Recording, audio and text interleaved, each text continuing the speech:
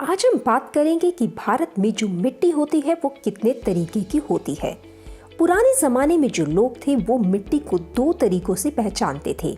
एक जो फर्टाइल होती है, जो उपजाऊ ज़मीन होती है, और दूसरा वह जो ज़्यादा उपजाऊ नहीं होती, जहाँ पर कुछ भी उगता नहीं है।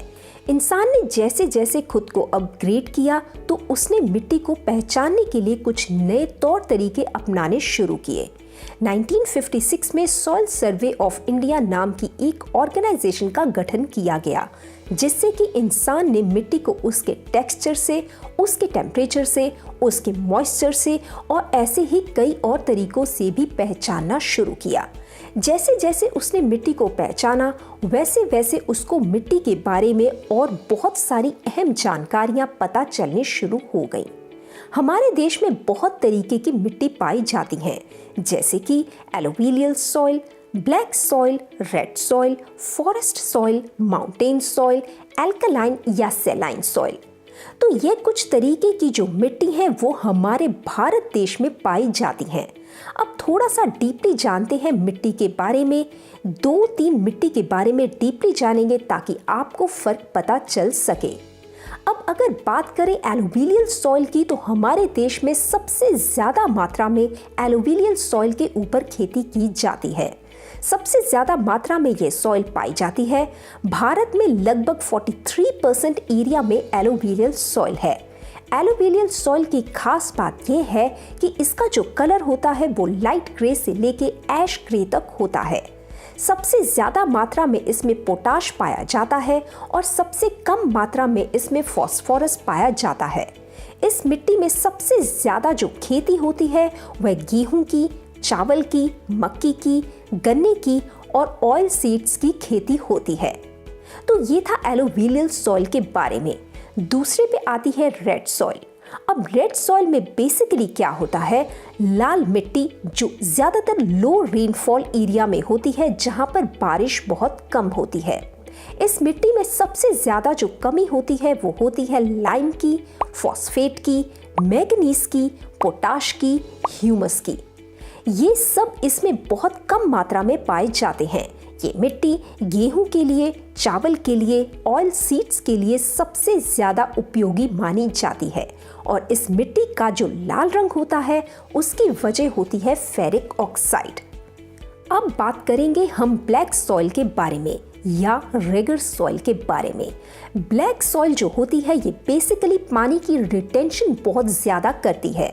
दूसरी चीज़, इसमें सबसे ज़्यादा मात्रा में पाया जाता है iron, lime, potassium and calcium, और सबसे कम मात्रा में इसमें नाइट्रोजन, फास्फोरस और ऑर्गेनिक मैटर होते हैं। इसका जो कलर होता है वो डीप ब्लैक से लेके लाइट ब्लैक तक हो सकता है और ये कपास की यानी कि कॉटन की खेती के लिए सबसे उपयोगी मिट्टी है। तो फ्रेंड्स, जैसे हमने अभी देखा कि हमारी मिट्टी कितने प्रकार की होती है, कैसे हम मिट्टी का आकलन करते हैं, आज हम अक्सर देखते हैं कि मिट्टी की फर्टिलिटी यानी उपजाऊ शक्ति कम होती जा रही है। इसलिए हम आज बात करेंगे एक ऑर्गेनिक उत्पाद की जो मिट्टी उर्वरता बढ़ाने के रूप में काम करता है। जब रासायनिक उर्वरकों यानी केमिकल फर्टिलाइजर्स का इस्तेमाल करने के बाद भी मिट्टी की उपजाऊ शक्ति घटती है या पर्याप्त उपज नहीं मिलती है या फसल पर कीटों और बीमारियों का हमला बढ़ जाता है, तो आपको आवश्यकता है कीवा बूस्टर की। कीवा एग्रो बूस्टर में पोटेशियम ह्यूमेट होता है जो मिट्टी की उर्वरता को बेहतर बनाने में मदद करता है। यह फायदेमंद बैक्टीरिया के विकास को बढ़ा सकता है और कवक का बढ़ना रोकता है। कीवा एग्रो बूस्टर जो है वो किस तरीके से काम करता है, अगर हमने कोई प्रोडक्ट के बारे में किसी को बताना है तो इस चीज़ को हम 4 पार्ट्स में डिवाइड कर देते हैं। पहली चीज़ आती है इंग्रेडिएंट्स, यानी कि उसमें क्या मौजूद है। तो आपको बता दें कि कीवा एग्रो बूस्टर में एक ही चीज़ है, उसमें है पोटेशियम ह्यूमेट। पोटेशियम ह्यूमेट में बेसिकली ह्यूमिक एसिड होता है। ये नेचुरल तरीके से खदानों से निकलता है। आप देखेंगे कि जिस फसल पर जिस जमीन पर केमिकल्स का इस्तेमाल ज्यादा किया जा रहा है वहां पर सोडियम, पोटेशियम, मैग्नीज, बोरॉन ये ऐसे जो तत्व होते हैं इनकी मात्रा बढ़ जाती है। इनकी मात्रा को बैलेंस करने के लिए ह्यूमिक एसिड का इस्तेमाल किया जाता है। तो ये था हमारा इंग्रेडिएंट्स के बारे में। तो दोस्तों अब हम बात करेंगे मैकेनिज्म ऑफ एक्शन के बारे में, यानी कि ये काम कैसे करता है। सबसे पहली चीज कि जितने भी पोषक तत्व होते हैं ये उनको अपनी ओर खींचने का काम करता है, यानी कि मिट्टी में जो भी पोषक तत्व पैदा हो रहे हैं उनको अपनी ओर खींचने का काम करता है। दूसरा, जितने भी माइक्रोब्स होते हैं यानी कि वो बैक्टीरिया जो हमारे मिट्टी के लिए लाभदायक होते हैं ये उनको एक्टिवेट करने का काम करता है।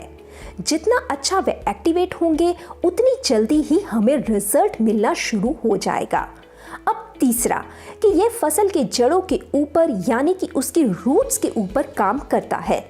रूट्स को और ज़्यादा बेहतर बनाने का काम करता है। फसल आपकी और ज़्यादा अच्छी होगी और जो क्लोरोफिल होता है यानी कि जो पत्तों में हरा रंग होता है वह क्लोरोफिल की वजह से होता है।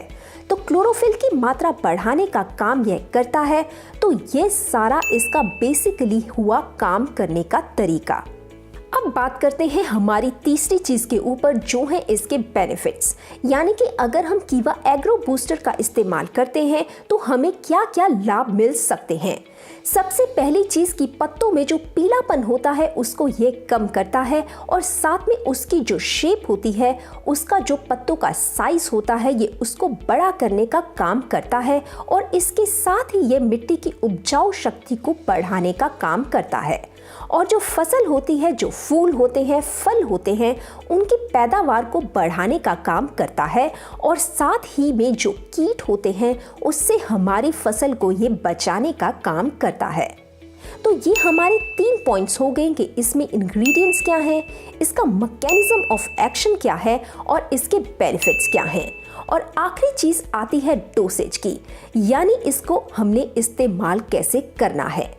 सिंपल सी चीज है, अगर आपने मिट्टी में या काउ टंग में यानी कि जो गाय का गोबर होता है अगर आप उसमें मिलाकर इस्तेमाल करना चाहते हैं तो आपको ये 500 ग्राम कीवा एग्रो बूस्टर इस्तेमाल करना है 1 एकड़ में। और अगर आप इसको केमिकल फर्टिलाइजर के साथ इस्तेमाल कर रहे हैं तो 1 एकड़ में आप इसको 1 किलो तक इस्तेमाल कर सकते हैं। हम उम्मीद करते हैं कि इस वीडियो से आपको क्लियर हो गया होगा कि कीवा एग्रो बूस्टर कैसे काम करता है, क्या काम करता है और इसे सही तरीके से कैसे इस्तेमाल करना है। तो यह था कीवा एग्रो बूस्टर। हम आशा करते हैं कि आपको आज का वीडियो हेल्पफुल लगा होगा। इस वीडियो को लाइक कीजिए, शेयर कीजिए और हमारे चैनल को सब्सक्राइब करना मत भूलिए। ऐसे ही और वीडियोस लेकर हम आते रहेंगे। तब तक के लिए धन्यवाद।